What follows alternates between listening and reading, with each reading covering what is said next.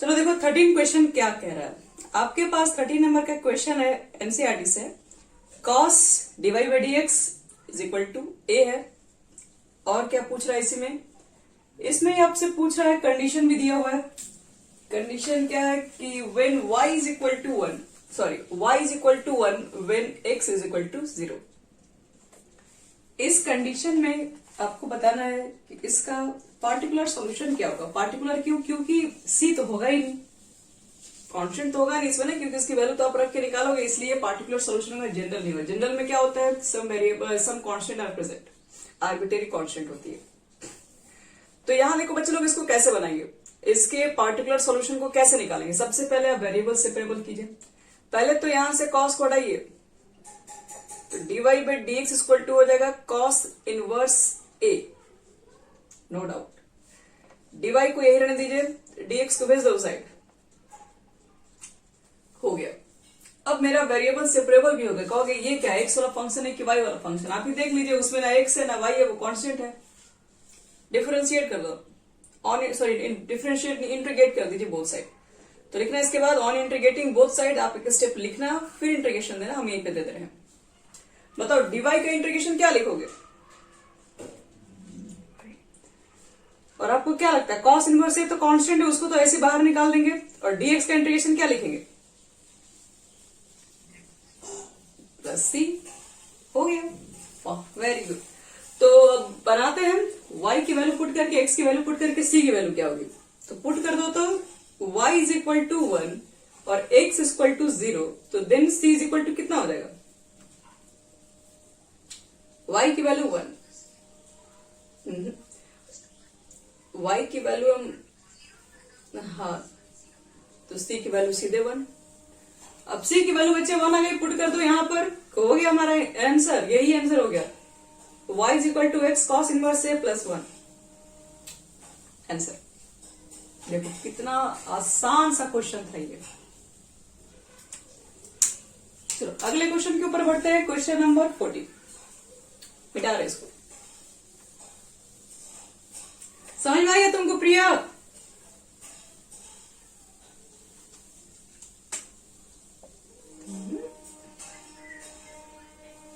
चलो very good. अब बनाते हैं क्वेश्चन नंबर 14। क्या कह रहा है, divide by d x is equal to कितना है, y tan x। चलो क्या निकालना है बच्चों लोग, y is equal to when, हाँ बोलिए।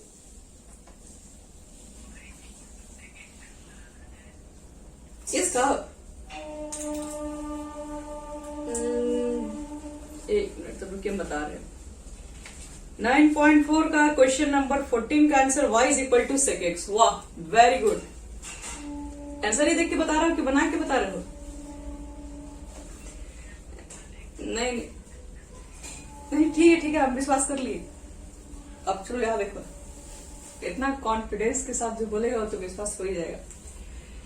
आओ देखो बच्चे लोग, यहाँ पे क्या लगता है इसमें देखो, सबसे पहले आपको बताया कि डीवाई को यही रखो, डीएक्स को भेज दो साइड।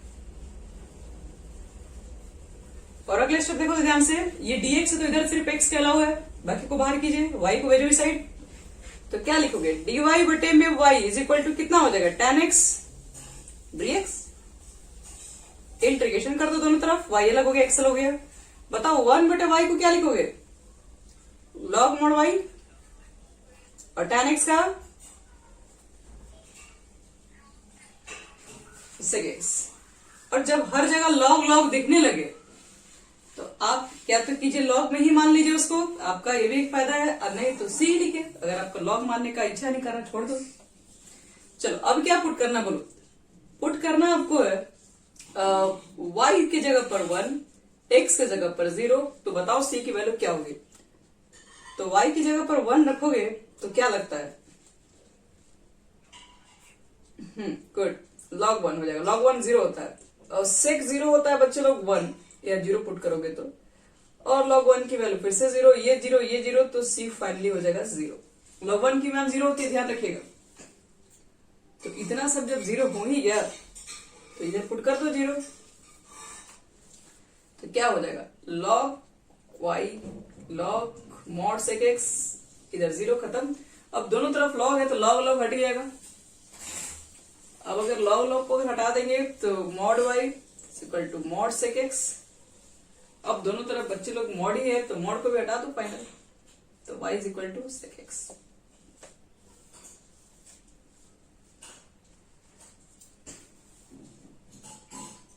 हो गया। चलो तो ये हमारा हो गया answer question number 14 complete. Question number आ जाओ 15 के अंदर।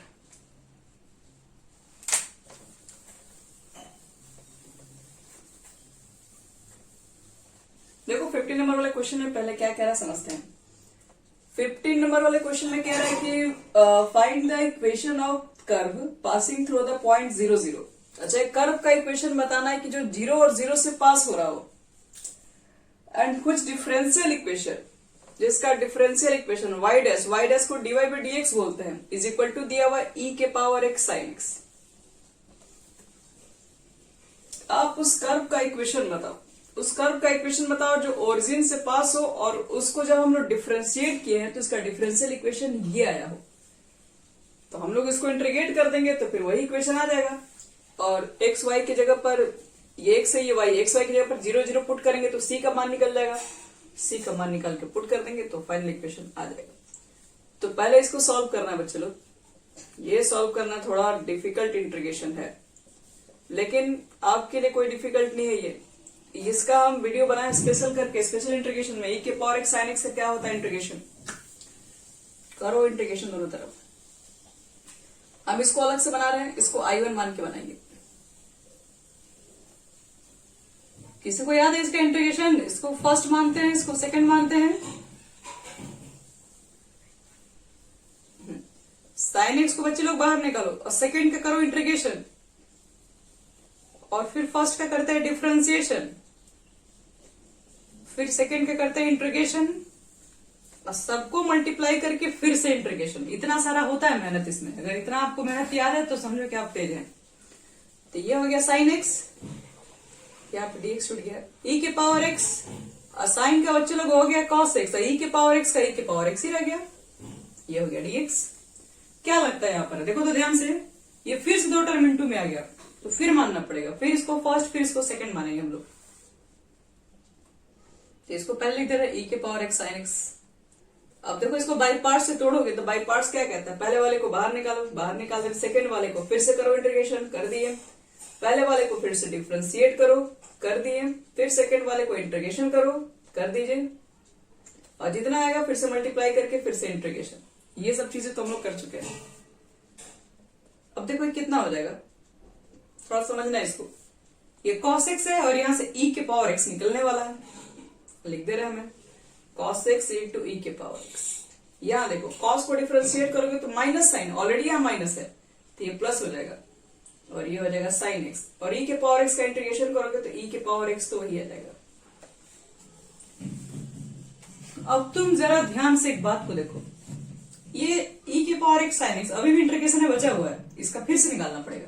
तो एक काम करते हैं, ये तो वही क्वेश्चन हो गया e के पावर x साइन x, इसको तो I1 माने थे, तो इसके बदले में भी आप I1 ही लिख दीजिए, क्यों बार बार इंटीग्रेशन हो रहे हैं, खत्म ही नहीं होगा ये। तो e के पावर x इसको ऊपर बना रहे, ठीक है, बहुत ज्यादा नीचे हो जाएगा।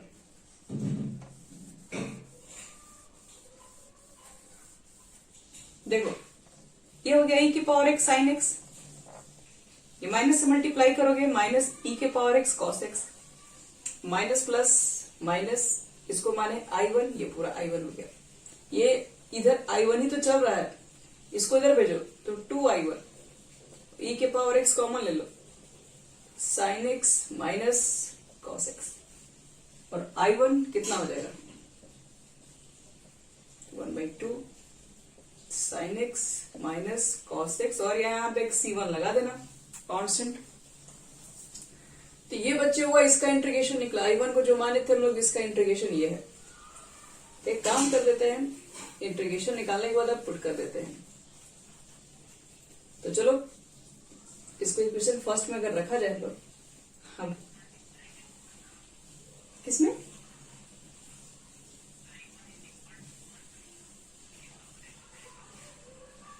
हाँ मल्टीप्लाई, अच्छा e के पावर x में लिखे हैं, हाँ होगा। तो चलो बच्चे बच्चे लोग इसका डीवाई का इंटीग्रेशन तो वाई हो जाएगा, इक्वेशन फर्स्ट में लिख देना, पुट करने जा रहे हैं। और इसके बदले में लिख सकते हैं e के पावर x बटे में 2 sin x minus cos x plus c लिख दीजिए। तो अब मुझे एक चीज और बताओ यहाँ पे,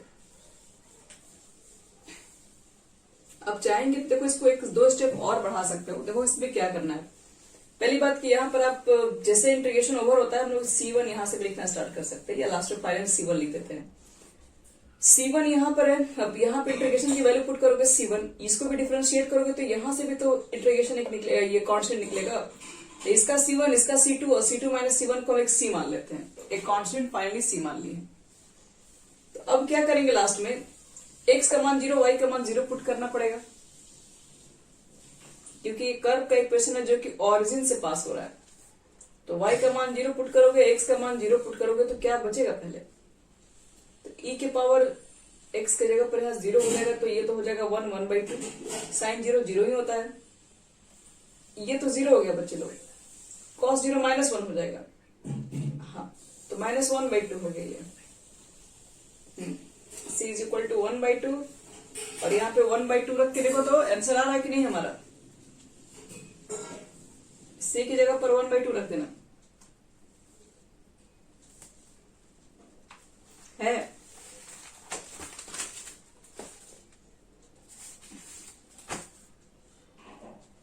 चलिए ठीक है, आ रहा है। चलो अब बनाते हैं क्वेश्चन नंबर 16 को।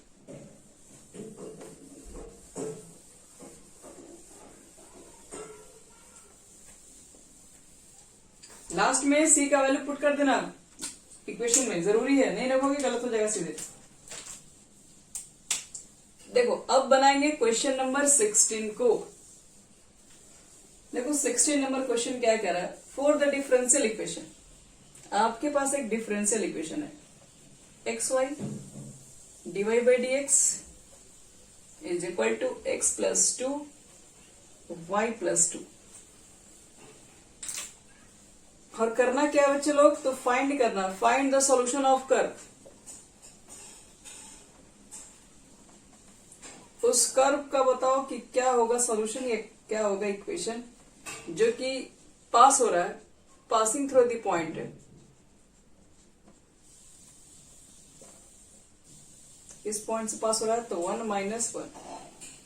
क्या लगता है इस क्वेश्चन में कोई दम भी है क्या, इस क्वेश्चन में 1% का दम नहीं है।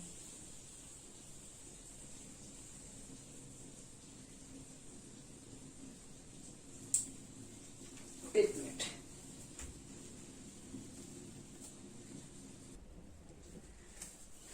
चलो बच्चों लोग तुम लोग को क्या लगता है, क्वेश्चन तो बन ही जाना चाहिए। इक्वेशन दिया हुआ है, डिफरेंशियल इक्वेशन है हमारे पास। देखो इसमें थोड़ा समझने की, इसमें थोड़ा कोशिश करो। ये dy by dx की वैल्यू ये सब गिवन है, तो इसमें x भी है y भी है, तो फिर से y वाले को आपको हमेशा एक ही जगह रखना होगा और x वाले को उधर भेजना ही होगा। यही है रूल हमारा। अब यहां देखो, x वाला एक तरफ, y वाला एक तरफ, तो x वाला इधर y है बच्चे लोग, तो y वाले पार्ट इसमें है, तो इसको नीचे लेके आ जाओ, इसको उधर भेजो, यानी y बटे में y प्लस 2 और x प्लस 2 बटे में x, dx अलग हो गया, dy अलग हो गया। अब कर दो इंटीग्रेशन। अब यहां से बच्चे लोग जो निकलेगा वो होगा हमारा आंसर। बट अब कैसे करोगे तुम लोग इसका इंटीग्रेशन, अब ये बड़ी बात है। बहुत आसान इंटीग्रेशन है, नीचे लिखा है y प्लस 2, ऊपर लिख दो y प्लस 2। 2 कहां से आएगा, अपने मन से लिखे हो तो माइनस भी कर दो यहीं पे बगल में, क्या दिक्कत है। ये इसको अलग अलग कर दीजिए, बन जाएगा ये x बटे x प्लस 2 बटे में x हो गया। देखो क्या करेंगे, अब ये वाले पार्ट को अलग कीजिए, y प्लस 2 बटे में y प्लस 2 माइनस 2 बटे में y plus 2, x x cut गया 1, 2 बटे में x। यहां तक ठीक है।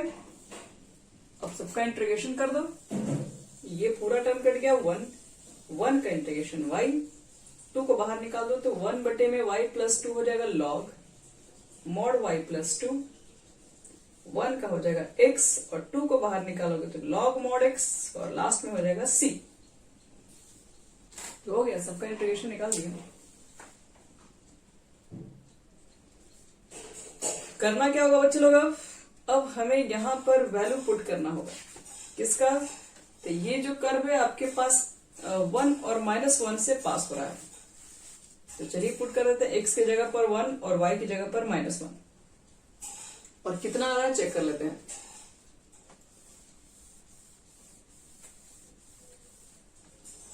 देखो y की जगह पर -1 रखना है और x की जगह y की जगह पर -1, यहां पर -1 रखोगे तो 2 में से 1 गया 1, तो log 1 का मान 0, तो 0 करोगे तो पूरा खत्म ही हो गया।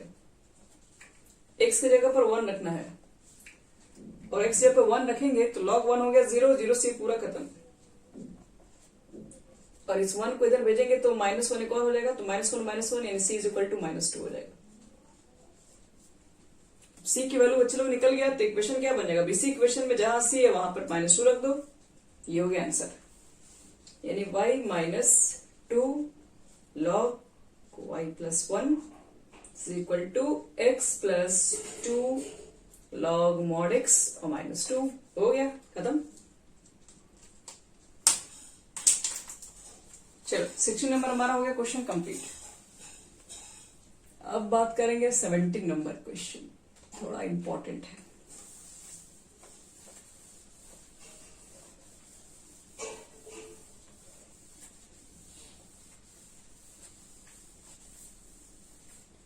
देखते रहिए, अब 17 नंबर पे पहुंच चुके हैं। 17 नंबर को बनाने से पहले कुछ बातें आपको हम बताएंगे भी। जैसे मान लो तुम्हारे पास अगर कोई कर्व है, कर्व मान लो किसी भी इक्वेशन का अपने कोई ग्राफ खींचा, उसका कर्व जैसा क्वेश्चन आया है, कर्व जैसा ग्राफ है, तो इस पॉइंट पर हम लोग इसका मान लो कि एक टेंजेंट लेते हैं। सपोज इस पॉइंट पे मैंने एक टेंजेंट खींच दिया, और इस टेंजेंट का जब आप स्लोप निकालोगे तो स्लोप ऑफ टेंजेंट किसको कहते हैं? याद रखना है, dy by dx को। dy by dx को बच्चे लोग कहते हैं स्लोप ऑफ टेंजेंट। मतलब इस टेंजेंट का, ठीक है, मान लो कि एक कर्व है, कर्व पे एक पॉइंट है, इस पॉइंट पर आपने क्या किया, एक टेंजेंट ड्रॉ किया, और मैं आपसे पूछ रही हूं कि इस टेंजेंट का स्लोप कितना होगा। स्लोप का मतलब है कि ये जो आपके पास टेंजेंट है वो एक्स एक्सिस से कितना इंक्लाइनेशन है आपको ये बताना है, तो क्या होगा? तो स्लोप ऑफ टेंजेंट का मतलब क्या होता है? dy by dx। आप उसको डिफरेंशिएट कर दो, आपके पास आंसर आ जाएगा। उस पॉइंट पर निकाल दोगे तो पूरा पॉइंट आ जाएगा। यहां पर अगर ये पॉइंट पे मान लो कि इस पॉइंट पे स्लोप ऑफ टेंजेंट लिया गया है, तो slope of tangent at x1, y1 का क्या मतलब हुआ? तो बोलो कि dy by dx निकालना है और x1, y1 पर निकालना है। तो ये होता है स्लोप ऑफ टेंजेंट का मतलब, ध्यान रहे, क्योंकि आगे का दोनों क्वेश्चन में स्लोप ऑफ टेंजेंट के ऊपर ही दिया हुआ है। चलो तो क्वेश्चन नंबर बनाते हैं 17, इसको नोट कर लीजिएगा सब लोग।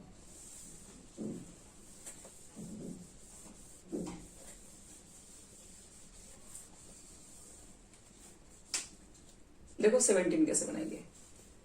17 क्वेश्चन में कह रहा है कि find the equation of curve passing through the point. आपको कर्व का इक्वेशन बताना है, और कौन सा पॉइंट से पास हो रहा है वो 0 और -2 से पास हो रहा है, और given that any point xy on the curve the product of the slope of its tangent I y code. जैसे मान लो तुम्हारे पास एक कर्व है, कर्व का इक्वेशन क्या नहीं पता है, लेकिन कह रहा है इसके ऊपर कि given that at any point x, y on the curve, एक कर्व पे कोई एक पॉइंट है x, y के फॉर्म में दिया हुआ है, और कह रहा था product of the slope of its tangent. अब इसके ऊपर एक टेंजेंट लिया गया है, ठीक है, ये टेंजेंट तुम्हारे पास कह रहा है, और क्या कह रहा है? Product of slope of tangent and its y coordinate is equal to the x coordinate. एक मिनट के पहले हम लिख दे रहे हैं, पहले स्लोप ऑफ टेंजेंट कितना होगा? Slope of tangent at x, y पे, तो इसी को तो बोलते हैं dy by dx। Slope of tangent को क्या बताया अभी? अब dy by dx बोलते हैं।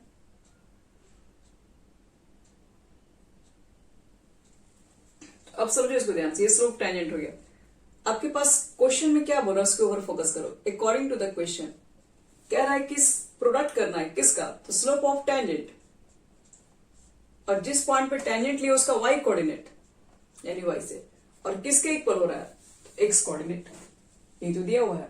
पढ़िए कह रहा है क्या चीज, at any point x comma y on the curve the product of its slope of its tangent and y coordinate, product करना स्लोप टेंजेंट और वाई कोऑर्डिनेट, और किसके इक्वल है, तो एक्स कोऑर्डिनेट के। तो आपको बताना है कि find the equation of curve क्या होगा। फिर से वही बात, ये dy को यही रखना है, y वाले टर्म को भी यही रख दीजिए और x वाले को उधर ले जाइए। अब वेरिएबल हो गया, सेपरेबल भी हो गया यहाँ पर, अब यहाँ पे इंटीग्रेशन चाहिए बस। तो y square by 2 x square by 2 plus क्या हो जाएगा c। अब c की वैल्यू निकालने के लिए क्या करें हम लोग, तो क्वेश्चन में कुछ दिया हुआ है, नहीं दिया हुआ है, तो बस इसी को सॉल्व कर दो, जो आएगा यही आंसर हो जाएगा। 2 दोनों तरफ से कटाना अगर चाहते हो तो क्या करना पड़ेगा, एलसी लेना पड़ेगा। ये 2 और 2 जाके कट जाएगा, यानी y square minus x square is equal to 2c।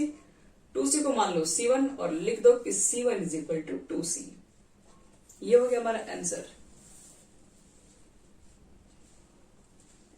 कुछ पॉइंट वगैरह दिया था क्या बच्चे लोग, अच्छा हाँ एक चीज दिया हुआ शायद, पासिंग थ्रू द पॉइंट क्या था, हाँ 0 और -2 से पास हो रहा है। चलो पुट कर दो इसी में, y की जगह पर 0 खत्म, x की जगह पर -2 का स्क्वायर करोगे तो कितना हो जाएगा, -4 ही हो जाएगा, ठीक है ना। अच्छा सॉरी उल्टा लिख दी क्या, हाँ y की जगह पर तो -2 का स्क्वायर है और x की जगह पर 0 है, इज इक्वल टू c1। -2 का स्क्वायर हो गया 4, ये 0 0 ही हो गया, यानी c1 की वैल्यू कितनी होगी 4। अब c1 की वैल्यू 4 है तो यहां पुट कर दो, तो इक्वेशन कितना हो जाएगा, y square minus x square is equal to 4। यही हमारा फाइनल इक्वेशन हो जाएगा। तो ये बन गया बच्चे लोग 17 नंबर हमारा कंप्लीट। अब बात करते हैं 80 नंबर पे।